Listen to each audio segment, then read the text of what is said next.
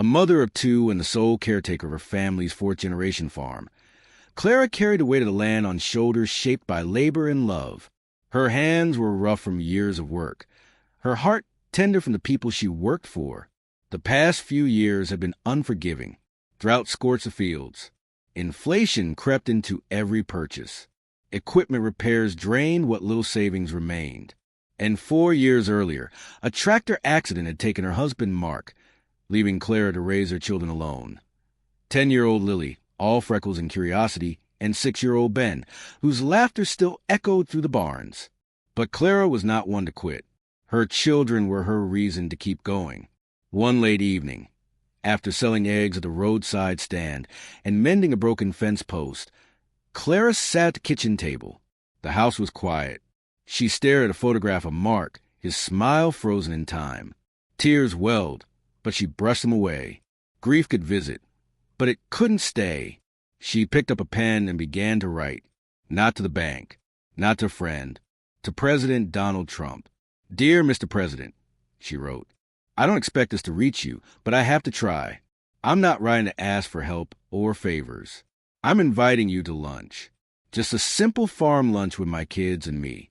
I want you to see something for yourself, something I think might change how you speak to this country."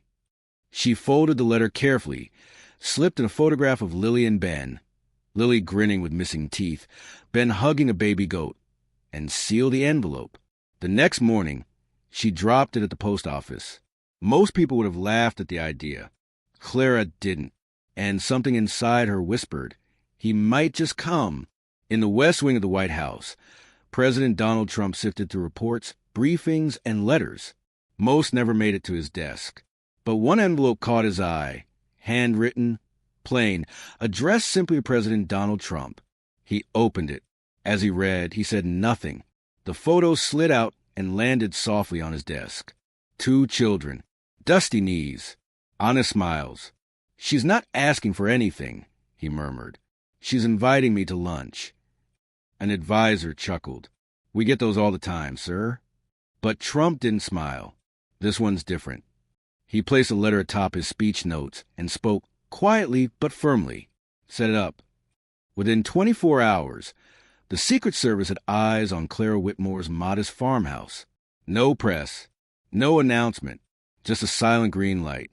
When Clara answered a call from an unknown number 2 days later, her knees nearly buckled. "Mrs. Whitmore," the voice said, "this is the office of President. Mr. Trump has accepted your invitation for lunch." She sat down hard in the kitchen chair. "Are you serious?" "Yes, ma'am. Next Thursday. Noon." The week that followed felt unreal. Neighbors brought vegetables. The local bakery insisted on pies. Clara accepted help, but refused spectacle. She polished the wooden table her grandfather had built. She mended curtains and repainted the porch, not for show, but for pride. The menu was simple: fried chicken, mashed potatoes, garden green beans, and buttermilk biscuits served on chip plates passed down through generations. Ben practiced shaking hands. Lily made a welcome sign in crayon. Thursday arrived under a wide blue sky. A convoy of black vehicles rolled up the gravel drive. Clara stood on the porch, holding her children's hands as President Donald Trump stepped out, suit crisp, expression curious. "Mrs. Whitmore," he said, extending his hand. "Thank you for coming," Clara replied, steady and calm. "I don't usually accept these invitations," he said, "but your letter I had to." Inside, the house was warm with the smell of biscuits. Trump ducked under a low beam and chuckled. Cozy. Lunch passed without ceremony. Just food, laughter, and a shy question from Lily. "Do you like chicken, Mr. President?" He smiled. "I do now." Afterward, they walked the farm. Clara showed him the old barn her father built at 19, the chicken coop, the tractor held together by welds she taught herself to make. She spoke plainly about drought, rising costs, bartering eggs for school supplies. No sob stories. Just survival. "You do all this alone?" he asked. She shook her head, nodding toward her children. "Not alone. I've got them, and I've got the land." Back inside, as the kids ran off to play, Clara finally asked her question. "When you talk about rural America," she said, Do you really see us? We're not red or blue. We're just tired. Tired of promises. Tired of feeling invisible. Trump didn't interrupt. So what do you need? He asked. Hope, she said simply. And leaders who know what it's like to lose a crop and still tell their kids everything will be okay. She met his eyes. That's why I invited you. Not to change laws overnight, but to remember who they're for. Trump glanced again at the photo he'd carried with him. 2 children, a tired mother, a farm still standing. And for the first time that day, the silence felt like listening. Just so you can see, Clara said quietly, we're not lazy. We're not forgotten. We just need someone to believe in us. Trump folded the photo and slipped it back into his jacket. You've been heard, he said, his voice low and sincere. Outside, Bennett climbed onto the old tire swing, shouting, Look at me, Mama, as it creaked through the air. Trump smiled. He's a brave one. Just like his daddy, Clara replied. Her voice wavered despite herself. Was he a farmer too? Trump asked.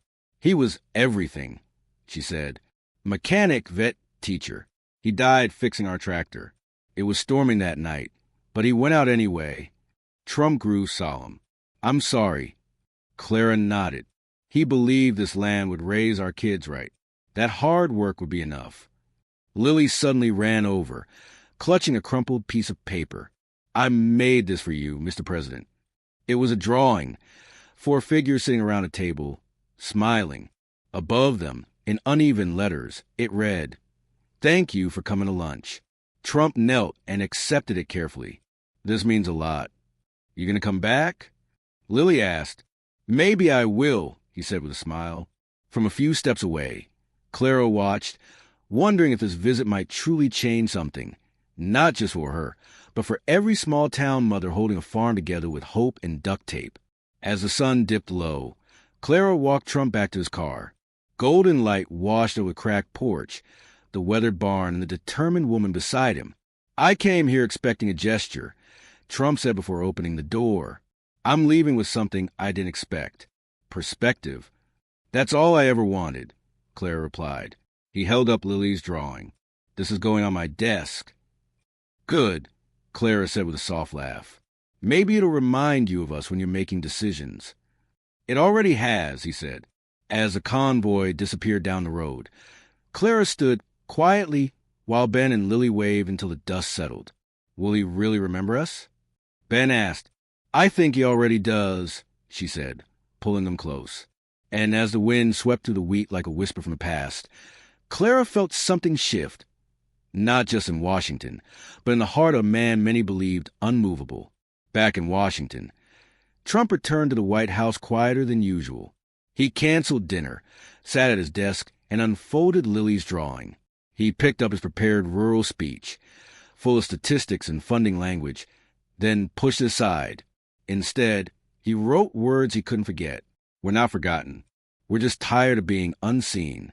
The next day, advisors noticed a change. Trump asked for numbers on family farms, not just corporations. He asked for maps showing school closures in rural counties. You okay, sir? One advisor asked. I'm better than okay, Trump replied. I just had lunch. A week later, standing at a rural development summit in Iowa, Trump set aside his script. I want to tell you about Clara Whitmore, he said. A widow, a mother, a farmer. She didn't ask for handouts. She asked to be seen. And now I see. He shared her story. He showed Lily's drawing. That's America, he said. Not in headlines, but at kitchen tables. Back in Clara's town, neighbors packed the diner to watch. Clara sat quietly near the back, overwhelmed. That's our Clara, someone whispered. She didn't seek attention. She only hoped the message traveled farther than her fence line. Change followed quietly. New grants. Less red tape. Support for single-parent farms. None bore Clara's name, but she knew. So did Trump. A handwritten note arrived weeks later. Dear Clara, you gave me something no briefing ever could. Truth. Your words are now part of mine. Stay strong. Donald J. Trump. She tucked it into the family Bible beside her wedding certificate and a photo of Mark. Change, she realized, doesn't always start with protests. Sometimes it starts with a plate of mashed potatoes. Months passed. The farm recovered. A greenhouse rose. Local teens found summer work. When a new widow moved nearby, Clara arrived with a casserole. "Everyone says you changed the president," the woman said. "I didn't," Clara replied. "I just reminded him why he should." Years later, when asked which moment affected him most, Trump answered without hesitation. "Lunch with a farmer named Clara," he said. "She taught me that hope grows where people are heard." And on quiet evenings, Clara still sat on her porch watching her children chase fireflies, knowing she had never asked for power, only a seat at the table. Sometimes that's enough.